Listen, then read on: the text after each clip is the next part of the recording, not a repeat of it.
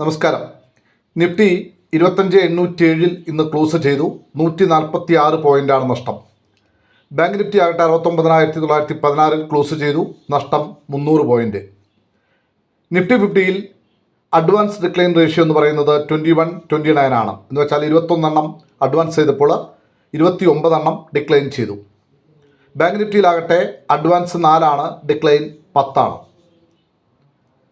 Market വലിയ പ്രതീക്ഷയോടെയാണ് ഇന്ന് മൂവ് ചെയ്തത്.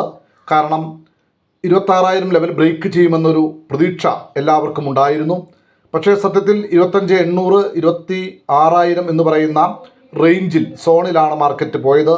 ഇടയ്ക്ക് ഒരൊറ്റ സമയത്തേക്ക് മാത്രം, കുറച്ച് നേരത്തേക്ക് മാത്രം അത് 25,750 വരെ വന്നു എന്ന് മാത്രം. പക്ഷേ വളരെ വേഗത്തിൽ തന്നെ തിരിച്ചത് 25,800 മുകളിലേക്ക് കയറി. ചുരുക്കി പറഞ്ഞാൽ നോ ട്രേഡിംഗ് സോണായിട്ട് ഇന്നലെ കരുതപ്പെട്ടിരുന്ന 25,800 26,000 എന്ന ലെവലിലാണ് ഇന്ന് നിഫ്റ്റി ട്രേഡ് ചെയ്തത്. എടുത്തു പറയത്തക്ക പ്രത്യേകതകളൊന്നുമില്ലാത്ത ഒരു കൺസോളിഡേഷൻ റേഞ്ച് മാർക്കറ്റ് എന്ന് മാത്രമേ പറയാവൂ. പക്ഷേ നോക്കിയാൽ മാർക്കറ്റ് 146 പോയിൻ്റ് താഴേക്കാണ് എന്ന് മാത്രം. ഓട്ടോ സെക്ടറും PSU ബാങ്കൊക്കെ നഷ്ടം നേരിട്ടു. IT കനത്ത നഷ്ടം നേരിട്ടു. IT ആണ് ഒരുപക്ഷെ ഇന്നത്തെ തകർച്ചയുടെ പ്രധാന കാരണമായിട്ട് നമുക്ക് ചൂണ്ടിക്കാണിക്കാവുന്നത്. ഇന്ത്യൻ റുപ്പിക്ക് ഒരു 10 പൈസ നേട്ടത്തോടെ 90.60 എന്ന ലെവലിലേക്ക് എത്താനായിട്ട് സാധിച്ചിട്ടുണ്ട്.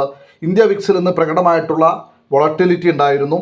ലാസ്റ്റ് 11.72 ഇന്ത്യ വിക്സ് ക്ലോസ് ചെയ്തു. ഇന്നത്തെ ഗെയിനേഴ്സ് എന്ന് പറയാവുന്നത് Bajaj finance, Shriram finance, Eicher motors, ICICI bank, BEL ഇവ ഗെയിനർ ലിസ്റ്റിൽ വന്നപ്പോൾ tech Mahindra, Infosys, HCL tech, Wipro, M&M എന്നിവ നഷ്ടം നേരിട്ട ഷെയറുകളുടെ ലിസ്റ്റിൽ പെടുകയുണ്ടായി. പ്രധാനപ്പെട്ട നഷ്ടം നേരിട്ട ഷെയറുകൾ ഇവയൊക്കെയായിരുന്നു നിഫ്റ്റി 50യിൽ. ഇനി നാളത്തെ മാർക്കറ്റ്, നാളെ വെള്ളിയാഴ്ചയാണ്. ഇന്നത്തെ ട്രെൻഡ് എന്ന് പറയുന്നത് ഒരു പരിധിവരെ നെഗറ്റീവ് ട്രെൻഡാണ്.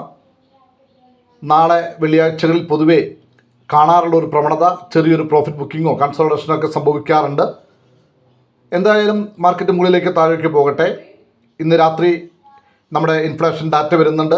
അതിൻ്റെ റിസൾട്ട് എന്താണ് എന്നുള്ളത് നമ്മൾ നാളെ തിരിച്ചറിയും. എനിവേ നാളെ പോസിറ്റീവോ നെഗറ്റീവോ ന്യൂട്രലോ എന്തും ആകട്ടെ, നാളെ പ്രതീക്ഷിക്കുന്ന ലെവലുകൾ നമ്മൾ ഈ വീഡിയോയിൽ ചേർക്കുന്നുണ്ട്. നിഫ്റ്റിയുടെ ലെവലുകൾ, ആ ലെവലുകൾ സപ്പോർട്ടായ റെസിസ്റ്റൻസായി ആക്ട് ചെയ്യപ്പെട്ടേക്കാം. ഈ വീഡിയോ നിങ്ങൾക്ക് ഉപകാരപ്പെടുന്നുണ്ടെങ്കിൽ തീർച്ചയായും സപ്പോർട്ട് ചെയ്യാനും ലൈക്ക് ചെയ്യാനും ഷെയർ ചെയ്യാനും കമൻറ്റ് ചെയ്യാനും മറക്കരുത്. നൽകിക്കൊണ്ടിരിക്കുന്ന എല്ലാ സപ്പോർട്ടിനും പ്രത്യേകം നന്ദി. നാളെ പ്രോഫിറ്റബിളായ ഒരു ട്രേഡിംഗ് ഡേ ആശംസിക്കുന്നു. Thank you.